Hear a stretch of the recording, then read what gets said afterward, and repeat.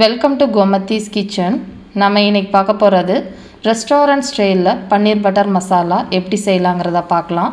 அதை நான் சூடாக ஒரு வீட் நானோட சர்வ் பண்ணியிருக்கேன். இதுவும் எப்படி செய்யணுங்கிற வீடியோ லிங்க்கு நான் டிஸ்கிரிப்ஷன் பாக்ஸில் கொடுக்குறேன். விருப்பப்பட்டால் அதையும் செக் பண்ணிக்கோங்க.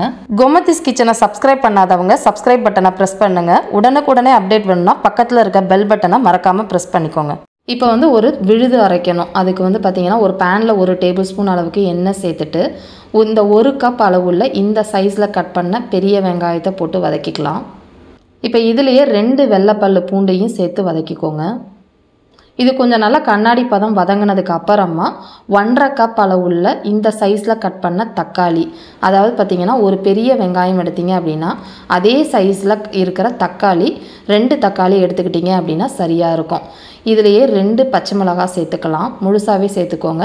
ஒரு 1/2 டேபிள் ஸ்பூன் அளவுக்கு இந்த சைஸில் கட் பண்ண இஞ்சியும் போட்டு நல்லா இது தொக்கு மாதிரி வதங்கி ட்ரையாக வரணும்.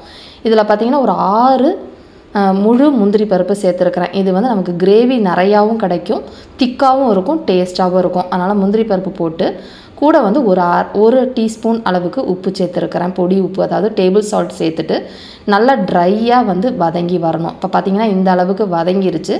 இப்போ அடுப்பை ஆஃப் பண்ணிவிட்டு இதை ஆறுனதுக்கு அப்புறமா நல்லா நம்ம அரைச்சி எடுத்துக்கலாம். இது ஆறுற சமயத்துக்குள்ளே நான் இன்றைக்கி பார்த்திங்கன்னா ஒரு 1.5 கப் அளவுள்ள இந்த சைஸில் கட் பண்ண பன்னீர் சேர்த்துருக்குறேன். சப்போஸ் உங்களுக்கு பன்னீர் பிடிக்கல அப்படின்னா நீங்கள் காலிஃப்ளவர் கூட போட்டு செய்யலாம், ரொம்ப நல்லாயிருக்கும்.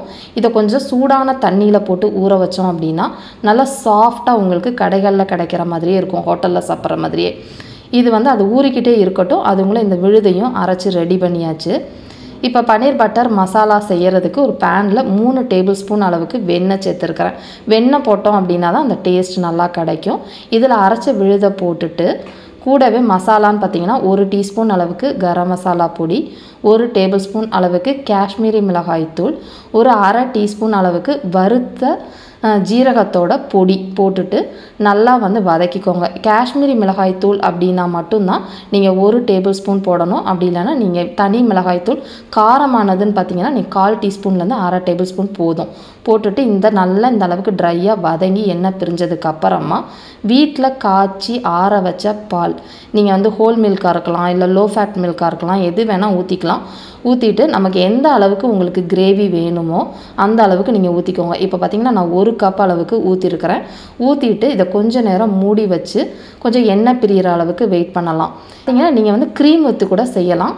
கடைசியாக எந்த அளவுக்கு நமக்கு கிரேவி குழப்பாக வேணும் அப்படின்னா பால் ஊற்றிக்கலாம். அப்படி இல்லைன்னா இப்போ நான் ஒரு 1/4 கப் அளவுக்கு க்ரீம் சேர்த்துருக்கிறேன்.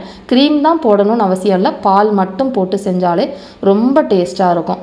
இப்போ இந்த அளவுக்கு கிரேவி வந்ததுக்கு அப்புறமா நான் இப்போ ஊற வச்ச அந்த பன்னீரை இதில் சேர்த்துட்டு கொஞ்ச நேரம் மூடி வச்சு நம்ம எண்ணெய் பிரிஞ்சு நம்ம போட்டிருக்க பட்டர் பிரிஞ்சு வரணும். கூடவே பார்த்திங்கன்னா இதில் 1 டேபிள் ஸ்பூன் அளவுக்கு கசூரி மேத்தி இருக்கு இல்லையா, காஞ்ச வெந்தயக்கீரையோட பவுடர் கண்டிப்பாக சேர்க்கணும். சேர்த்தா தான் உங்களுக்கு அந்த டேஸ்ட் வரும். போட்டுட்டு ஒரு மிதமான தீயில் போட்டிருக்க பட்டர் பிரிஞ்சு வர அளவுக்கு வேக வச்சு எடுத்துக்கலாம். உங்களுக்கு எந்த அளவுக்கு கிரேவி இப்போ திக்காயிடுச்சு அப்படின்னு தோணுச்சு அப்படின்னா கொஞ்சம் பால் கூட நீங்கள் கடைசியாக சேர்த்துக்கலாம், ஒன்றும் பிரச்சனை இல்லை. கடைசியாக ஒரு 1/2 டீஸ்பூன் சர்க்கரை சேர்த்துட்டு நல்லா கலந்து விட்டுக்கோங்க. அப்போ தான் அந்த இனிப்பு சுவையோட நமக்கு ஹோட்டலில் சாப்பிட்ற டேஸ்ட்லேயே இருக்கும். இந்த அளவுக்கு வந்ததுக்கப்புறமா பொடியாக நறுக்கின கொத்தமல்லி இலைகளை போட்டு நீங்கள் இறக்கிட வேண்டியதான். விருப்பப்பட்ட அப்படின்னா கொஞ்சம் பட்டர் கூட நீங்கள் மேலே போட்டு சர்வ் பண்ணியிருக்கலாம். இதே மாதிரி அளவுகளோட பன்னீர் பட்டர் மசாலாவை நீங்களும் செஞ்சு பாருங்கள். செஞ்சு பார்த்துட்டு எப்படி இருக்குங்கிறத கமெண்ட் பண்ணுங்கள். வீடியோ பிடிச்சிருந்துச்சு அப்படின்னா லைக் பண்ணுங்கள், ஷேர் பண்ணுங்கள். மறக்காமல் சேனலை சப்ஸ்கிரைப் பண்ணி வச்சுக்கோங்க. தேங்க்ஸ் ஃபார் வாட்சிங்.